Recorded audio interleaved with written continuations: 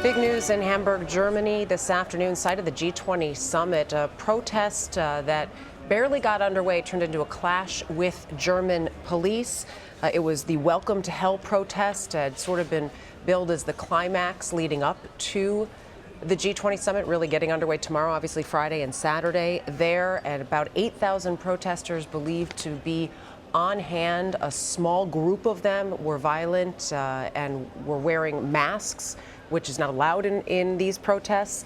And that is when things turned into a clash with police. For more of the details, though, we want to bring in Max Hofmann, bureau chief from DW, who joins us via Skype. And Max, I sort of set it up there, but what can you tell us about what this protest was like in the beginning at the protest that it was supposed to be?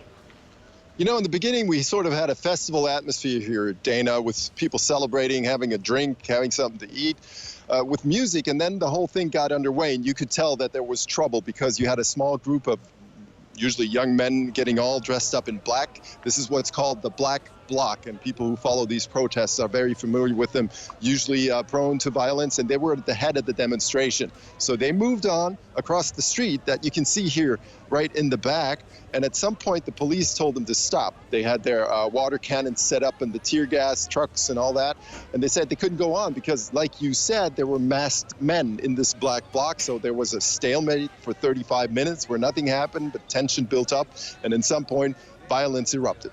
And take us from that point. What happened from that point on where violence erupted? Well, the first question that everybody here asked was the zero tolerance policy of the police in Hamburg. Did they go a step too far and actually incite the violence, or did the violence come from the Black Bloc? We won't know. Probably we'll have to analyze the footage. But what happened is that the members of the demonstration scrambled to get out of this street to the right, to the left. There was violence, bottle throwing, tear gas, you know, the whole classic array of what you see in these situations. And what happened now is that the members of the Black Bloc dispersed into the city, and apparently what we're hearing, there are smaller riots across the city with one big shop window of a larger bank smashed in, with some injuries as well. But police believes that this area where we're standing here now is safe, and they've also moved on. And we're seeing now, where we've moved away from your camera, we're looking actually at a site where it looks like there are huge numbers of people, huge crowds, and then also some of the police. They're still sort of in some of these areas right now. Any sense of when you'll see all of these crowds disperse, or will this be something the police are dealing with all night?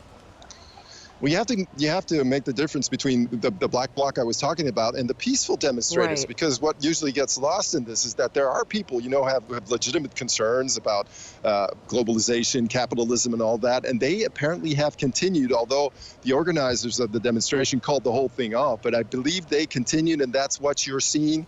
But if everything worked out as the police planned, those are the nonviolent participants of the demonstration. And you mentioned so many others who are here to protest, be it various leaders or just the idea of globalization. Any sense of what we may see in the next couple of days as well? This was probably the test for the next days. At least that's what the authorities said. They said if this stays nonviolent, then we have a good chance of not having a whole lot of violence in the next days. It did not stay nonviolent. So what we're expecting, although there are no authorized demonstrations for Friday, is smaller incidents, smaller demonstrations, maybe violence, maybe smaller riots here and there. And then there's a larger demonstration again on Saturday, but with less violent organizations behind it, so maybe with a different outcome than what we've seen today. And have you heard any, I know you mentioned possibly some injuries. Have we gotten any numbers or heard any numbers of injuries or arrests at this point?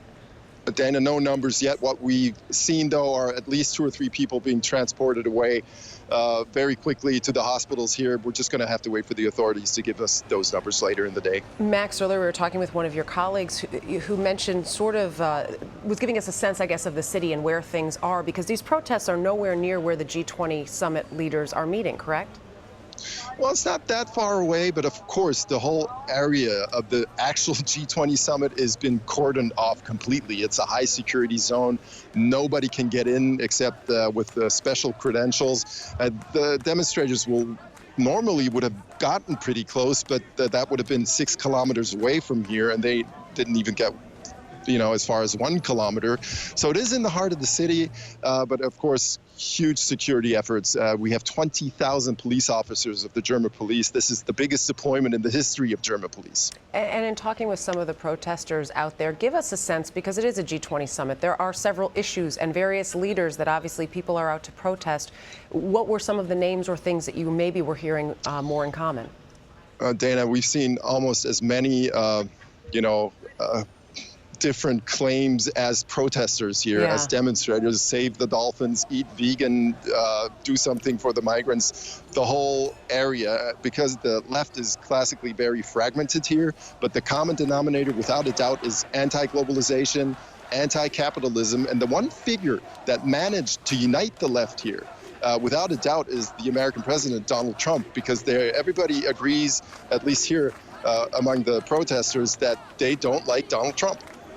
And the reasons why, are they varied or one and the same?